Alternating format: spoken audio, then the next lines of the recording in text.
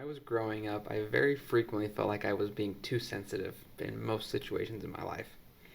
That has manifested in different ways throughout my life as I've gotten older, to the point now where I think it mostly manifests as me crying at the end of every movie I watch. But that's a question a lot of us experience, and something I think a lot of people wonder is, am I being too sensitive? Now, there's a lot to being too sensitive, and there's a lot about it that's tied to interacting with narcissistic people. So stick around for a little bit and we'll talk a little bit more in this video about, are you being too sensitive, or are you just in situations where your emotional reaction or your sensitivity is justified? Thanks for joining us.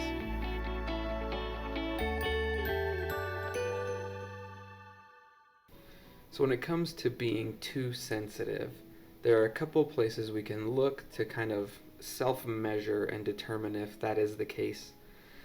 The first thing that you're going to do in a situation where you react and maybe you feel too sensitive, or someone points out that you're being too sensitive, is to check the facts of the situation. Many times we can look at what's really happening. What are the objective things happening right now in this situation, and is my reaction equal to that? For example, if you're in a conversation with your partner and they're calling you names and belittling you, and then they tell you you're too sensitive for the way you react, I think it'd be an easy place to identify, actually objectively, this person is being mean to me, and this is past the line where I'm comfortable. So that being said, it's important to recognize what's really happening, what are the objective facts of the situation, and is my response appropriate to the situation, right? I only need a response that's this big if a situation is this big.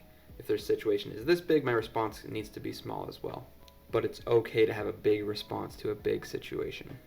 The next thing I would look for is your ability to self-validate and self-regulate. Some people are more sensitive than others, and there's nothing wrong with that. Learning to be a sensitive person involves also learning to self-validate and self-regulate.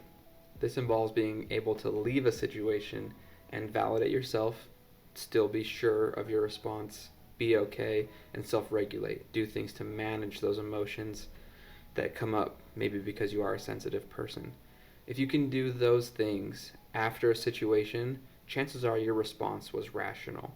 If you're unable to validate, unable to regulate after a situation, it's worth thinking that maybe you're not being too sensitive and the situation actually was that bad.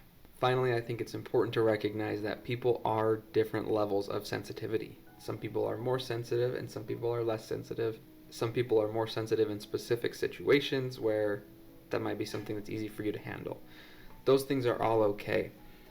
When you are a sensitive person, you need to be able to learn to manage your own emotional responses. No one else will manage them for you. We can have people that support us and help us, but if you're a sensitive person, recognize and learn to manage those big emotions. That can help you with those first two steps, right? If you know you can manage your emotions and you can manage your sensitivities and you're very self-aware, that means you're able to check those facts objectively and you're able to regulate and validate. And when you can't do those things, you can accurately assess a situation and say, no, I'm not being too sensitive, you're just being a jerk. In relation to narcissism, we talk a lot about that interaction in a partnership or in a romantic relationship. In many situations, a narcissist will use that as their...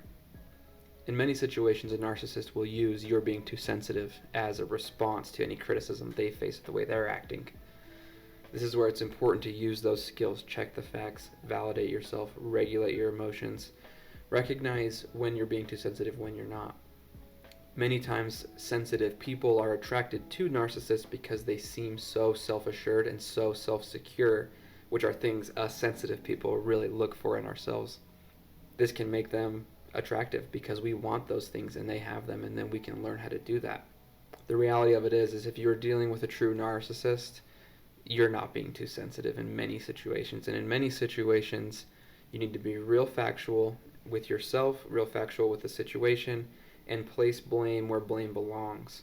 It can be easy as an emotionally sensitive person to take responsibility for things that are not our fault in order to fix the relationship. Most of the time, we need to be taking blame for things that are our fault, but also making sure the other person is taking responsibility for the things that are their fault. Like I mentioned at the beginning of the video, I many times growing up felt like I was being too sensitive, and there are probably times I was being too sensitive. There are also probably times I wasn't. So it's important to learn this skill so you can start to recognize these things, and it's never too late to learn it. There are some benefits to being a sensitive person, just like there are benefits to being not sensitive. So learning to take advantage of those and capitalize on the strengths that you have as an emotionally sensitive person can be very valuable to you. Thanks for joining us for this video. Like and subscribe if you enjoyed what we talked about. If you want to interact with us, we'd love to see your comments and future video ideas. So thank you again for joining us. We really appreciate it, and we'll see you on the next video.